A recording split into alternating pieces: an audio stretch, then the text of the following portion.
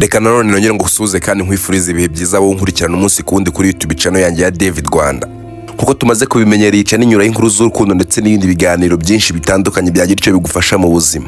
Inkuru yacu y'urukundo y'uyu munsi ni Umukobwa Warugiye gushyingirwa kare ku Umusore rero bagiye gushyingirwana ahubwo agahitamo gufata uwajya gutwara ba mukerarugendo. Inkuru yacu igizwe n'ibice bibiri, iki ni igice cyayo cya mbere. Inkuru yacu itangira muri hotel ahubwo umukobwa yitwa Sandra yaragiye kuba yashyingirwana n'umuhungu witwa Serge. Ariko uwo musore yarabanje gupropose Sandra kugira ngo babashe kuba babana. Aho Serge yari yaguze impeta ndetse iyo mpeta akaba yari yarayisigiwe n'umuryango wiwe. Akaba yarayisigiwe na nyogokuru we kugira ngo azabashe kuyambika umukobwa nawe azakunda. Muri proposal yari gupropose Sandra yaramupropose ndetse abasha kuba yamwambika iyo mpeta. Gusa yimwambitse amubwira ko iyo mpeta yayisigiwe na nyogokuru we, aramubwira ati umuntu uzakunda nawe iyo mpeta ari uzayambika. Sandra yumvishije ibyo bintu byaramushimishije cyane bitewe n'agaciro umusore yari abonye amuhaye. Sandra ntabwo yahakanye ko yazabana na Serge bitewe nuko bari bamaze agahe karekare bakundana ndetse byari bigaragara ko urukundo rubarimo. Nuko Serge yahise ko yambika Sandra ya mpeta ariko umupropose kugira ngo bazabane ndetse bazabane ubuziraherezo. Sandra nawe ntabwo yigeze abihakana ahubwo yahise kabyemera. Nuko akimara kumwambika impeta ya propose nta kindi cyakurikiyeho, yari umunsi w'ibiro ndetse n'ibyishimo. Bagombaga kwishimira intambwe ya mbere bateye yo kuba babana. Bafata amafoto y'urwibutso ndetse n'ibindi byose bitandukanye barabikoze kuri uwo munsi. Dore ko Serge yari ari kumwe n'inshuti ze ndetse na Sandra ziwe ntabwo yari yazisize. Gusa bidatinze Serge byari ngombwa ko asubira mu kazi dore ko yarakora ahantu kure ugereranyije naho bari bakora ibyo birori byo gupropose Sandra. Serge yahise kasiga Sandra aho ngaho ndetse abasha kuba yasubira mu kazi kiyo dore ko yakoreraga mu ntara ahantu hakure. Naho Sandra nawe yasigaye aho ngaho ndetse asigarana n'inshuti ze bakomeza kwishimira kuba yamaze guproposwa. Ibyo byararangiye bose barataha baratandukana. Hashize iminsi Serge yaje guhamagara Sandra, amuhamagara amubaza ati se mukunzi umeze neza? Sandra nawe yari afite ibyishimo byinshi bitewe nuko yari yamaze guproposwa. Arangije abwira Serge ati meze neza mukunzi kandi ndagushimira ku bwa buri kimwe. Ati Sandra bitewe n'ingano y'urukundo ngukunda ntacyo mfite nakora cyakugaragariza ko ngukunda, gusa icyo nzi cyo nuko ngukunda kurusha uko bitekereza. Sandra nawe yahise kasubiza Serge ati nanjye ukunkunda nanjye niko ngukunda kandi ngukunda cyane rwose. Gusa Serge akiri kuganira na Sandra yahise kamubwira ati suri kureba mu ntoki zawe ukabona iyo mpeta nakwambitse ikubereye. Sandra bakimubaza iby'impeta yahise kareba ku ntoki yasanga impeta ntayafite. Ariko ntabwo yahise kagira umutima wo kuba yabeshya Serge, ahubwo yahise kamubwiza ukuri. Atabwo urayivuze ndayibagirwa sinzi ahantu nayishize reka maze nyishake turavugana maze kuyibona. Serge aramubwira ati nta soni koko Sandra, impeta nakwambitse ya propose nta n'iminsi iciyeho none ngo urayibuze, ibyo bintu urumva bishoboka? Ati nta kibazo yishake turavugana umaze kuyibona. Ati dore ko iyo mpeta ari y'agaciro cyane nayisigiwe na nyogokuru wanjye. Nuko Sandra yahise kakupa Serge atangira gushaka ya mpeta. Gusa mu kuyishaka mu bintu byose yari yambaye kuri wa munsi bamuporopozaga ntabwo yigeze ayibona. Ariko Sandra nawe ahantu yarari mu mujyi ndetse muri uwo mujyi ntabwo yarahazi kandi nsi yarahamenyereye cyane. Byamusabye ko rero yabasha kuba yashaka undi muntu wamufasha kugira ngo abashe kuba yabona iyo mpeta ndetse amujyana aho bakora ikirori kugira ngo abashe kureba nimba ariho yaba yarataye iyo mpeta. Yahise kajya muri company ishinzwe gutwara abantu kugira ngo bamuhe umuntu utwara imodoka, ari uwo muntu abari uzamufasha kuba yashaka impeta yiwe. Tibyatinze yahise kajya muri iyo company ndetse ababwira ko akeneye umuntu wazajya umutwara mu gihe agiye gukora mu minsi yose akiri muri uwo mujyi. Company yahise kimuhitishamo kuko hari abasore benshi batwara imodokari. Gusa wari ubizi neza kandi abisobanukiwe yitwaga Diego. Nuko baramubwira ati hano dufite abatwazi benshi ariko umuntu urenze kandi wizewe ni Diego. Ati rero sinzi nimba ari we wahitamo cyangwa wamushima cyangwa tukurebera abandi dore ko dufite abatwazi benshi hano. Arebye Diego abona ko ntacyo atwaye bitewe nuko icyo yarakeneye nta kindi uretse kumutwara akajya amutembereza umujyi maze akabasha kuba yashaka impeta yabuze. Nuko Diego yahise kaza ndetse boss amubwira ko umuntu agiye gukorana nawe ari uwo mukobwa Sandra kagiye kumuzengurutsa umujyi mu gihe kingana n'icyumweru. Nuko Diego yarebye umukobwa abanza gusa n'ubyanga aramubwira ati se boss nta wundi mwamushakira ko ngiye hari uwundi nari mfite ndi gukurikirana ndi gutwara. Boss yahise kabwira Sandra ati Sandra ko mbona Diego asa nkaho afite undi mukiriya waretse tukaguha undi muntu akaba ari uzajya gutwara mu gihe kingana n'icyumweru nk'uko wabidusabye. Gusa Sandra yahise kababera ibamba ati hoya mwambwiye ko Diego ari we muntu mufite ukomeye kandi urenze, ahubwo nimba mushaka mumbwire nongereho amafaranga. ariko aba ari uzabasha kuntwara muri iki gihe kingana n'icyumweru ngiye kumara muri uyu mujyi. Uko boss wa Diego yumvishe ko hagiye kujyamo ibyo kongeza amafaranga nta kindi yahise kabwira Diego ati uwo nguwo wari ufite mureke turamuhundi aba ari uzajya umutwara wowe twara uyu Sandra aba ari gukurikirana.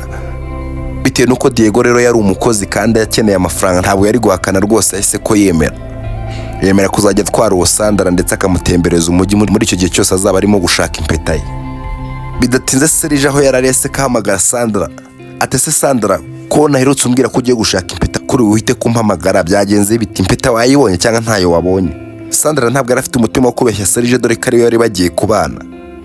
Yasa amubwira ko impeta yayibuze ndetse yashakishije mu nzu ye yose atabashije kuba yabona impeta. Ariko Serge byaramugoye kubyumva aramubwira ati nimba wabuze impeta rero ntabwo twashyingirwa turashaka iyo mpeta ati numara kuyibona no tuzabasha kuba twashyingirwa. Ati kuko iyo mpeta ni igihango gikomeye nayisigiwe na nyogokuru wanjye. Ati sinzi neza nimba twabana kuko iyo mpeta ni y'agaciro ku muryango wacu. Sandra akimara kubyumva yabonye ko nta mikino ibirimo yatangiye gushaka uburyo nawe kuko yabona iyo mpeta. Yahise akabwira umusore bari bamuhaye kugira ngo azajye amutwara ndetse amufashe gushaka iyo mpeta ari we Diego. Ati ntwara ungeze kuri hoteli y'inyenyeri 5 muri uyu mujyi dore aho ngaho niho nshaka kubanza kugera mbere na mbere. Umusore we kuko akazi ke kari ko gutwara abantu nta kindi yari kwirirwa avuga yahise kashira Sandra mu modoka ndetse barajyana bagenda baganira mu modoka amubaza ati se byageze bite ko mbona usa n'uhangayitse cyane. Ati ceceka musore ntabwo wabasha kubyumva ndetse ntiwanabisobanukirwa we ntwara ndetse ukora akazi kawe ibindi ntabwo ushinzwe kubimenya. Diego yumvisha amagambo umukobwa mubwiye yahise kabona ko umukobwa ashobora kuba ari umwibone ndetse cyane. Nawe yahise kahitamo kwituriza aricecekera nta kindi yigeze avuga. Ahubwo yahise kamutwara mugeza aho yari amubwiye nkuko yari abimusabye. Bakigera kuri iyo hoteli bahise ko bayinjiramo.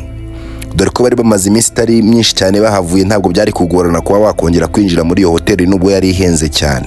Barinjiye ndetse nta kindi Sandra yahise kakora yahise kajya aho bari bicaye. Atangira gushakisha ndetse ashaka munsi y'intebe ndetse n'amameza yose. Ariko bitewe nuko hoteli bayikoropaga umunsi ku wundi ntago byari kumwemera ndetse ntibyari kumuhira ko yabona iyo mpeta.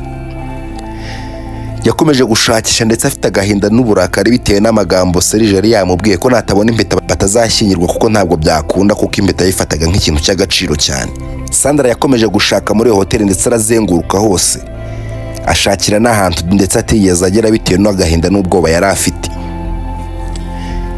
Yakomeje gushaka ndetse abaza n'abantu bo muri iyo hoteli ati se nta muntu waba waratoye impeta yanjye ko nayitaye hano mu gihe bamporopozaga. Ariko abakozi ba hoteli baramubwira ati dukoropa hano umunsi ku wundi ntibishoboka ko impeta yaba igihari. Ati bayinahari twaba twarayijugunye mu myanda tutabizi rwose mukobwa. Nuko Sandra yahiye ubwoba ndetse agira ubwoba bwinshi cyane. Atangira gutekereza ko agiye kuba yabura Serge bitewe nuko yari yamubwiye ko impeta natayibona nta kindi bavugana. Ariko Diego yakomeje kureba Sandra bitewe n'ukuntu yari yataye umutwe. Aricecekera yanga kugira icyo avuga dore ko yari namubwiye ko ibintu bye bitamureba yita kuri business ze zo kumutwara gusa. Nuko Sandra yarebye Diego aho yarahagaze aramureba ndetse n'umujinya n'uburakari ati se kuri kundeba uhagaze nta kintu uri kumfasha wamfashije tugashaka impeta koko. Umusore araje arambwira ati ariko wambwiye ko atari business zanjye niyo mpamvu nanjye nakwihoreye kugira ngo ubashe kuba washaka impeta yawe nkuko wayibuze koko. Sandra yakomeje gushaka ariko impeta arayibura ndetse ata umutwe. Ariko arebye ku ruhande abona umuseriveri wari uri kumubona abona kuntu yataye umutwe. Arangije umuseriveri ahita akamwegera ati se ko wataye umutwe mukobwa wabuze iki? Ati hano barahamporopoje ariko bakimara kumporopoza impeta yanjye narayibuze rwose. Sinzi aho nayitaye nari naje kureba hano ntekereza ko ariho n'abana narayishize. Umuseriveri arangije aramubwira ati simbizi neza iyo mpeta ukuntu imeze. Ati ariko hano hari umukobwa witwa Kevin ujya uhabyinira. Ati mperuka ejo ataha yishimye avuga ati yatoye impeta hano ndetse y'agaciro. Ati sinzi rero nimba iyo mpeta yaba yaratoye hano yaba ari iyawe. Arangije Sandra atakamuza ati se uwo Kevin wamfashe ukandangira ukampa adresse ziwe z'ahantu atuye. Ati simbizi neza ahantu yari atuye nimba ari hagituye ariko cyonzo cyo nimba ibirometero birenga 200 urenze muri uyu mujyi wacu. Nuko Kevin bitewe n'agaciro yari yamaze kumenya impeta ifite ndetse ko atabasha gushyingirwa atayifite. Wese kamusaba adresse y'inzu Kevin atuyemo kugira ngo abashe kuba yajyayo ndetse arebe koko nimba impeta yiwe ari uyifite. Nuko bidatinze umuseriveri yahise kaha Sandra adresse ya Kevin ahantu yari atuye. Takuzuyaza Sandra yahise kashaka uburyo yagira dore ko yari amaze kubona ko impeta ari y'agaciro kandi atayibonye atabasha kuba yashyingirwana na Serge. Nuko Sandra yahise kabwira Diego ati imodoka tugende mbashe kureba nimba nashika muri uriya mujyi aho umukobwa Kevin atuye ndebe ko yampa impeta yanjye dore ndayikeneye cyane. nuko Diego yahise akambwira ati hangane mukobwa ntugira umutima uhagaze, ati ubwo tumaze kubona ahantu Kevin ari kandi batubwiye ko ari wifite dushobora kuyibona byange bikunde. Nuko Sandra yahise kareba Diego abona ko Diego ashobora kuba nta kibazo cye ndetse ntari birye, ahubwo yahise akatangira kumuganiriza ibibazo bye byose by'ukuntu byagenze kugira ngo abashe kuba yata Impeta. Arangije abwira Diego ati mfite umukunzi witwa Serge vuba aha ngaha turaza kuba twakora ubukwe. Ati yaramporopoje ati kandi anyambika Impeta yasigiwe na nyogokuru wiwe, atari iyo Impeta yari yayinyambitse gusa nabonaga ari nini kuri njyewe ntiyankwiraga. Ati rero haciyeho umunsi yaje kumpamagara mbaza nimba nyambaye nyishatse ku kuboko kwanjye ndayibura, none yambwiye ko tutazabana ntarabasha kuba nabona iyo Impeta ngo nyigarure. Ati rero niyo mpamvu uri kubona bimeze bitya, niyo mpamvu uri kubona nataye umutwe gutya ndi kwishaka umunsi kundi kugira ngo ndebe ko basi nayibona maze nkabasha kuba nabana nawe. Diego arangije yahise akabwira Sandra ati se umuntu uri kukubwira ko nutabona Impeta mutari buze kuba mwakomezanya, ati koko haragukunda? Sandra yahise akabwira Diego atarankunda kandi cyane, ati ahubwo nuko Impeta yifata nk'ikintu cy'agaciro cyane bitewe nuko yayisigiye na nyogokuru wiwe. Ati ariko nyogokuru we yarapfuye, ati kandi niwe wafite kandi aragukunda. Ati rero niba agukunda ndatekereza iyo Impeta atagakwiye kuyigira urwitwazo rwo kuba yakwanga ngo nukubera ko wayibuze rwose. Ati urukundo rwanyu narwo ndumva ntazi ibyarwo. Nuko bahita ko bava aho ngaho bitewe no kugiye bari bafite cyari kirekire cyane kugira ngo babashe kuba bashika kwa Kevin. Bagiye baganira ndetse baribwirana byisanzuye. Diego arangije aramubwira ati ngiye icyo nshinzwe muri uyu mujyi nta kindi ntwara ba mukerarugendo, ataho bagiye niho mbashitsa rwose. Ati singira aho mba singira naho ndara sinakubwira ngo mbarizwa aha ngaha, atabwo ba mukerarugendo aho baraye nanjye naho ngaho ndara. Nuko Sandra yahise kabaza Diego ati se we nta mukunzi ugira cyangwa nta mugore n'abana ufite?